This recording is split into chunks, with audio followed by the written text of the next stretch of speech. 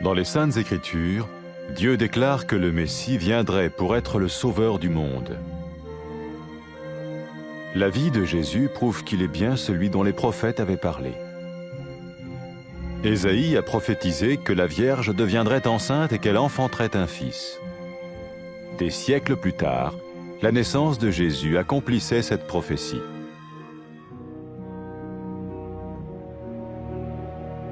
Les Saintes Écritures déclaraient que le saint à naître serait appelé le Fils de Dieu.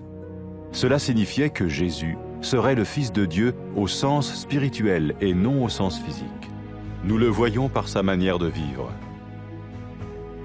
Il a guéri des malades, il a pardonné leurs péchés, les a ramenés à Dieu et leur a promis une place dans le royaume éternel de Dieu. Il s'est offert lui-même en sacrifice pour le péché à leur place. Puis il est revenu à la vie, victorieux sur la mort selon le plan de Dieu. Jésus a dit « Personne ne me prend la vie, mais je la donne de ma propre volonté ». La vie de Jésus n'a pas seulement accompli les écrits des prophètes, mais elle a aussi confirmé la vérité de la sainte parole de Dieu. Les prophètes avaient écrit « Ta parole, ô mon Dieu, est parfaite, elle dure à toujours ». Jésus lui-même a dit « Le ciel et la terre disparaîtront, tandis que mes paroles ne disparaîtront jamais. » Jésus est venu pour nous donner la vie dans toute sa plénitude.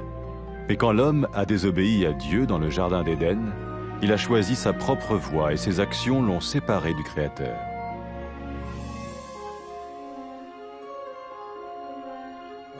Les Saintes Écritures déclarent que tous ont péché et que le salaire que paye le péché, c'est la mort. Il s'agit de la mort spirituelle, éternelle séparation d'avec Dieu. Mais tout comme Dieu a donné un bélier pour qu'il meure à la place du fils d'Abraham, ainsi il a envoyé Jésus, le Messie, mourir à notre place. Sa vie, sa mort et sa résurrection restaurent la relation entre Dieu et tous ceux qui mettent leur confiance en lui. Maintenant, non seulement Jésus pardonne les péchés de ceux qui le suivent, mais il les sauve aussi du jugement éternel de Dieu. Ils sont sûrs d'aller au paradis et de vivre avec lui pour toujours. C'est cette vie et cette liberté de la culpabilité et du pouvoir du péché que Jésus offre à chacun aujourd'hui. Cela ne veut pas dire suivre une religion, mais choisir d'avoir foi en Jésus qui dit « Je me tiens à la porte et je frappe. Si quelqu'un entend ma voix et ouvre la porte, j'entrerai chez lui. »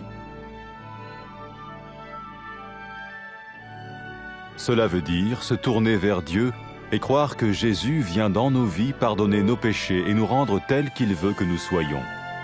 Il ne suffit pas d'approuver intellectuellement ce qu'il dit, ni de vivre une expérience émotionnelle. Nous le recevons par grâce, au moyen de la foi, par un acte de notre volonté. Lorsque quelqu'un est prêt à suivre Jésus le Messie, il peut lui parler par une simple prière. Peut-être êtes-vous prêt maintenant à ouvrir votre vie à Dieu. Si oui, vous pouvez vous joindre à la prière suivante, silencieusement, dans votre cœur. Seigneur Jésus, j'ai besoin de toi. Merci d'être mort sur la croix pour mes péchés.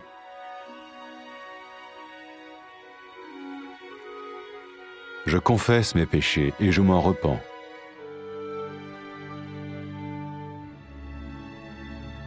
Je t'ouvre la porte de ma vie et je te reçois comme mon Sauveur et Seigneur.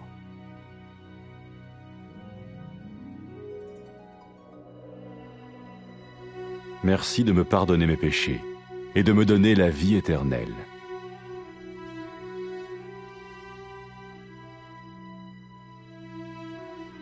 Fais de moi le genre de personne que tu veux que je sois. Maintenant que je deviens l'un de ceux qui te suivent. Amen.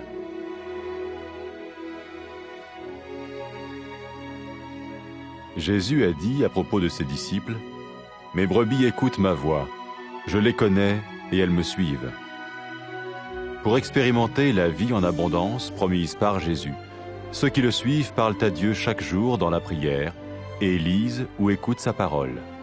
Ils parlent de lui à d'autres personnes et rencontrent régulièrement ceux qui l'aiment et le suivent. N'oubliez pas sa merveilleuse promesse.